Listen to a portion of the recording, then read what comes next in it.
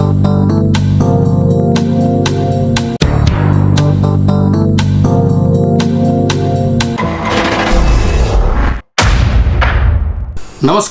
आप देख रहे हैं हमारा विशेष bulletin judicial watch. Senior citizen किन्नर पूनम महंत के डेरा जट्टावाला चौतरा पटियाला में हुई लूटपाट तथा मार कुटाई के बाद प्रशासन ने वहां धारा 145 लगा दी थी। लेकिन इस केस की सुनवाई के बाद कुछ महीने उपरांत सब डिविजनल मजिस्ट्रेट की अदालत ने पूनम महंत के पक्ष में फैसला सुनाते हुए इस डेरे का कब्जा पूनम महंत को वापस दे दिया था।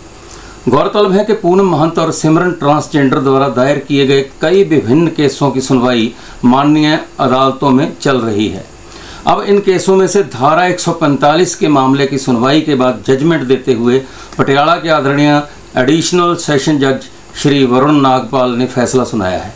उन्होंने अपनी जजमेंट में कहा है कि पक्षकारों को उचित सुनवाई का उचित अवसर नहीं दिया गया है। परिणाम स्वरूप ऊपर की गई चर्चा के मद्देनजर पुनर्निरीक्षाकर्ताओं को दायर पुनर्निरीक्षण की अनुमति दी जाती है। यानी कि पुनर्निरीक्षणकर्ताओं ने जो अपना दावा दायर किया था उसके पुनर्निरीक्षण की अनुमति उन्होंने दे दी है।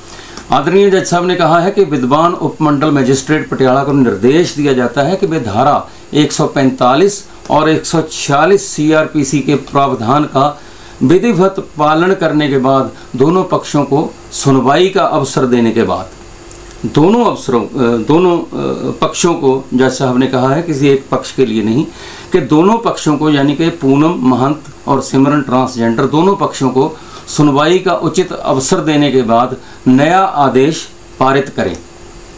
जज साहब ने दोनों पक्षों को उपमंडल मजिस्ट्रेट पटियाला के समक्ष उपस्थित होने का निर्देश दिया है। मित्रों, इस खास बुलेटिन में फिलहाल इतना ही। कानूनी मामलों की और जानकारी के लिए देखते रहिए आपका अपना प्रोग्राम जुडिशियल वॉच। नमस्कार, जय हिंद।